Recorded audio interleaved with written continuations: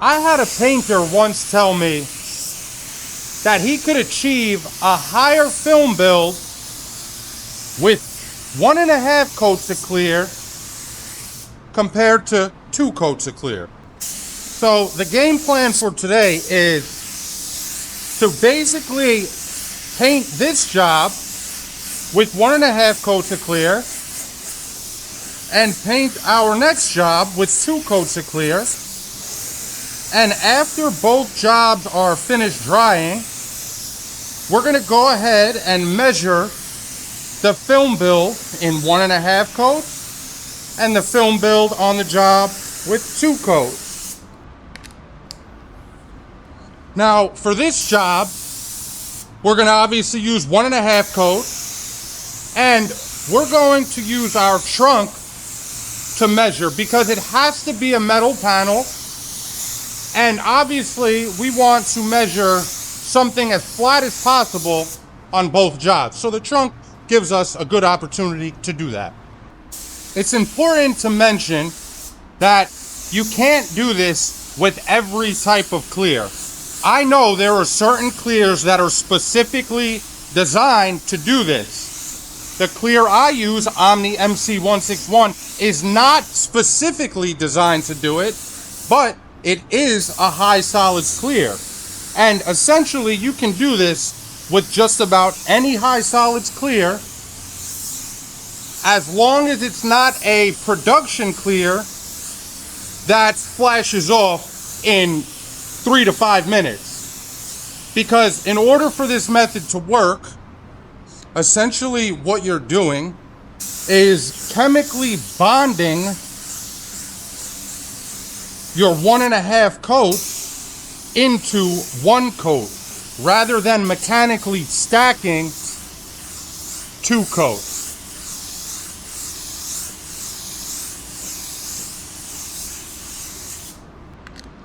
Now, when you do this correctly, essentially what happens is your 1.5 coats fuse together into 1 thicker film rather than shrinking away independently in between coats. This basically leads to less solvent loss in between your coats, which essentially leads to less of an opportunity for the solids in your clear to evaporate away. Now, this is not something I would recommend for a beginner to try.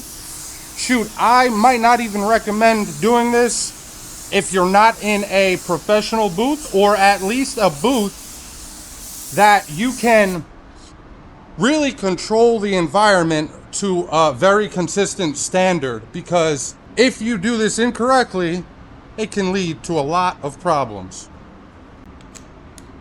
Now, to get this right, the most important thing is your timing. After your first pass of clear, before your second, your clear needs to be open. Once that top layer skins over, it's too late. It's not gonna work. With my clear, I pretty much can only do this on smaller jobs, and I have to go back to back. And of course, you have to apply it using the correct method. Now, we're all set for clear. Before we get into it, if you guys could, please drop a like on the video, maybe subscribe, because I don't know about you, but I can't find any other painters on YouTube or any social media showing you guys tricks like this. And I would really appreciate it.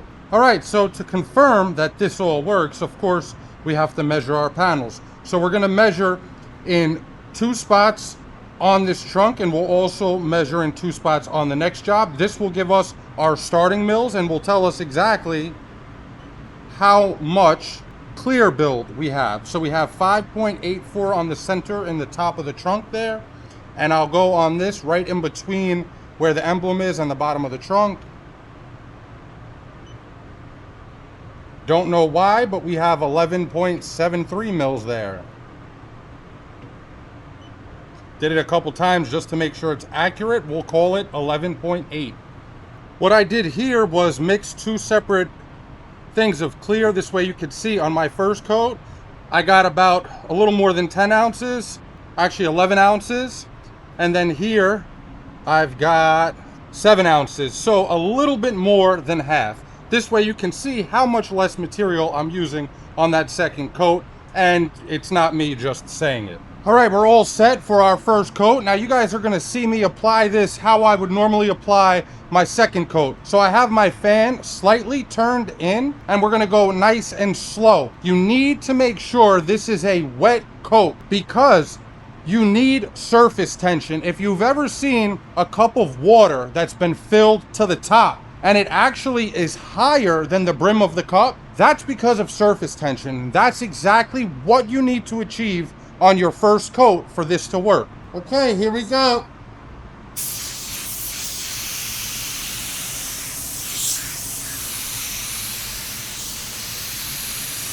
You see I'm moving nice and slow. This is where the majority of your build is going to come from. And if this coat is not put down correctly, that second coat is not going to work. Now I know I'm saying this is a 1.5 coat. And technically it is because I'm using half of the material on my second coat that I'm using on my first. Now we'll do the same thing on the bumpers. And I'm gonna try not to cut the video in between coats here, because I want to show you guys how quick I have to go in order for this to work with my clear. Because obviously I've tried this before, otherwise I wouldn't be making a video on it, and I've gotten it wrong a couple times. So I know what I gotta do to get it right. And I'm spraying at 2 bar pressure. If you want, what you could do is on your first coat, you can use a lower pressure. That will help your material stay wetter for longer, because you're making sure that you're not over-atomizing your clear on the first coat, leading it to flash quicker and just have a lower film build overall.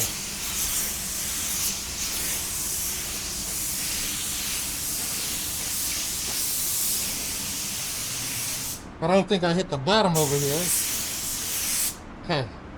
Now you can see we used just about every drop of paint in there. So let me put this back up here.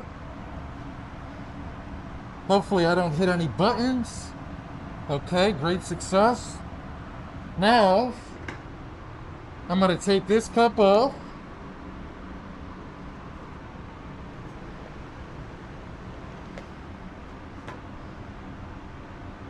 And you can see our cup with a little bit less than 7 ounces here.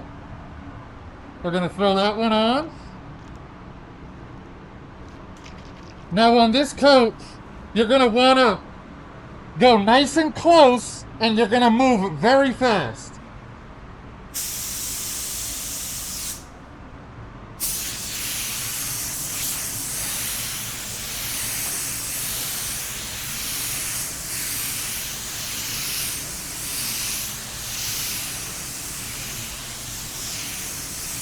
And if your timing is right,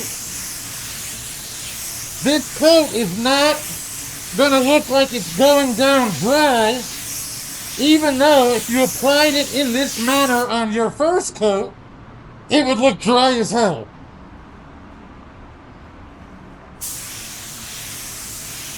I always do that when the chunks are round. I always like miss this spot. And you can see we're looking nice and wet on that. I will go ahead and do the same thing on our bumper. I won't make you guys watch that. I'll just bring you back in when it's all flashed off so you can see how it came out. And then later, once it's dry, we'll measure it. I just realized right after I stopped that, I shouldn't have stopped it. We still got some clear left, and I still have that side of the bumper to do. I wanted to make sure you guys could see that I'm using half of the material. So here, let me finish the bumper up. And that's it. That bumper is done. And again, out of our 7 ounces, we got just about nothing left. So yeah, I'm gonna bake all this stuff and then I'll pick you guys back up when we're on to the next job, and we'll put 2 coats on that, and then we'll measure both of these cars. Now, before we pull this job out of the booth, I wanted to show you guys the finish. And before I do that, to be fair, I did say you could get in trouble doing this. So this is all finished baking, and as you can see, I mean, that finish is absolutely beautiful. But we did have one small issue, and that happens to be right here. So it looks like what happened, if you look on the edge here, the clear actually dripped off of this freaking edge, landed here, and then rolled off. So I'm gonna have to take care of that. Obviously, I could take care of that. That's really no big deal. It's just a little extra work. But aside from that, I just don't understand why it happened on that side and it didn't happen on this side. I must have tilted my gun or something over there. I don't know. But the finish is impeccable. And like I said, this is all baked. So what you see is what you get. And same thing with the bumper. An absolutely beautiful finish. So we're gonna pull this thing out of the booth now, and then we will pull in the next job. And after I finish throwing the 2 coats on that job, we'll go outside, because this will probably be outside, and we'll measure this and see what the final results of the film build on this job are. And then of course, we're also gonna measure the next job as well. And I just wanna say really quick, you know, I hope you guys appreciate the transparency here, because of course, I didn't have to show that. I can just pan over it, not include that in my shots, you know. I could do things like that, but everything I do on this channel, I do to try to help you guys. So if I show you something like this and I tell you you could get in trouble doing this, if I get in trouble doing it, I'm gonna show you exactly how I got into trouble. And like I said, I'm pretty sure I must have tilted my gun or something when I tried to make sure I was getting clear in here. Or, I'm sorry, maybe when I was trying to get clear in here, I tilted it up and the fan I must have just hit somewhere and just loaded up this edge. And that's why that happened. But yeah, I'm just saying, I hope you guys appreciate me being completely transparent with you. I just noticed too in that last shot how like off this color looks, but we didn't put any color up here. We only put color down here, and it's actually not off. It's just the way this silver flops. So you see when you look at it at an angle, it gets a lot lighter. And when you look at it straight on, it gets a lot darker. I can't really get it here because I have to get this tape off, but I have to open up the trunk to do that. But yeah, we didn't put color up here. So this is a match. This is factory and factory. We only put color down here. And we put color here, and you could see how perfect our match is. And the finish that this method delivers is just absolutely top tier. I mean, look at that finish. I love when things come out perfect, aside from that mishap. But like I said, there's going to be so much build on this clear that's not an issue to take care of at all. I'm just going to razor blade that right out. All right, so we have job number 2 in here, and this honestly works out perfect. because we have a panel that sits vertically, or that we're going to be painting vertically, and we have a panel that we're going to be painting horizontally, which is our hood, just like we did on the first job. We measured the same panel, but one side was horizontal and the other was vertical, so we'll get a fair reading here on both. Now, I'm not going to bore the shit out of you guys and make you watch me get this car ready for clear, so I'm going to go ahead and get it ready for clear, and then I'll pick you guys back up when it's time to put it down. We're going to measure dead center of the hood, and we're going to measure dead center of our door right after I finish getting everything all based out. This way, just like the last job, we have a solid starting point on our current build before we apply any clear. Okay, we have this thing all ready for clear, so I'm going to go dead center on the hood, 6.5 mils in the center of the hood, and I'll try going dead center on this door.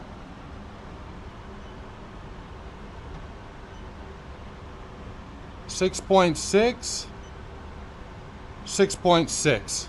All right, we got our measurements. Now let's lay some clear. Okay, now for this job, I'm going to be shooting my clear the way I normally do, which is 2-bar, fan full open. First coat, I move a little quicker to leave a thin coat, a nice thin and tight coat on my panel. Now, I will make you guys watch me clear the hood as well, just for the sake of time, because it seems like this is going to be a pretty long video. But I do just want to make sure you guys see that I'm clearing this the normal way I would. Not sure if I mentioned this, but I kept everything with the clear the same. So I'm using the same gun, I'm using the same clear, and it's unreduced just like it was on the first job. Here's our first coat down. You can see it's looking pretty good right now. That's one coat. Those who have been watching me for a while, you know on my first coat, I usually keep it nice and tight, and on my second coat, I'll turn my fan in and I'll go nice and slow to get a really wet coat and make sure I'm getting the proper film build. All right, so our first job is here outside. We're gonna measure it. So we'll turn this thing on, set it in mils. Oh, wrong button, there's mils. And we had 5.84 on the top of this trunk. Now we have 8.6. And on the bottom here, for whatever reason, we had 11.8. So I'll go dead center. And now we have 14.9. And this thing looks absolutely beautiful. Look at it. Look at it minus my little signature there, but it's all right. I'll take care of that. All right, here we go. Second coat. I got my fan one turn in, and I lowered my pressure about 1 or 2 psi.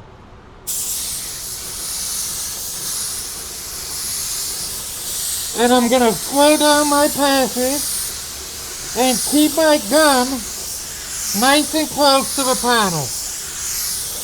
Because unlike the first method, where I'm gonna get my build here is on my second coat.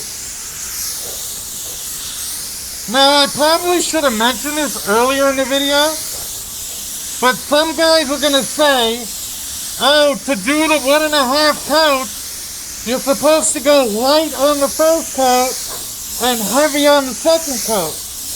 And they're not wrong, but some clears are designed to be applied in 1.5 coats.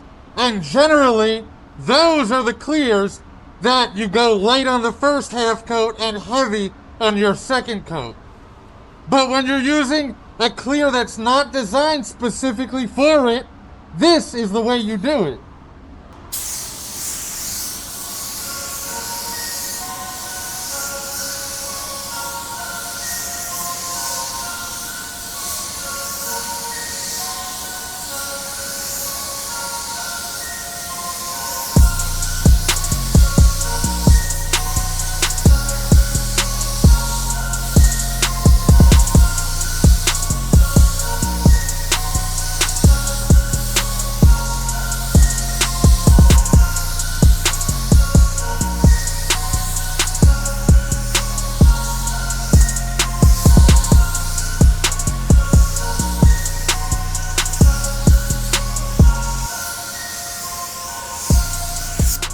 All right, so we just finished laying our second coat on this second job, and I mean, it came out gorgeous.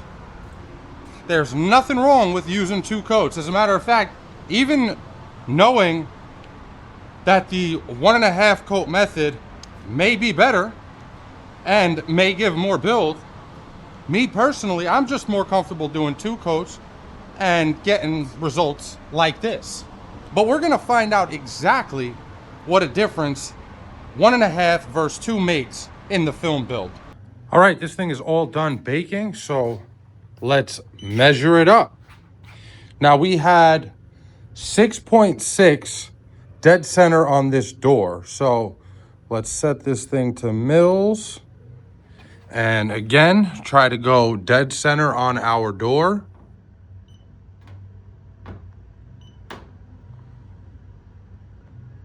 Seven 7.0.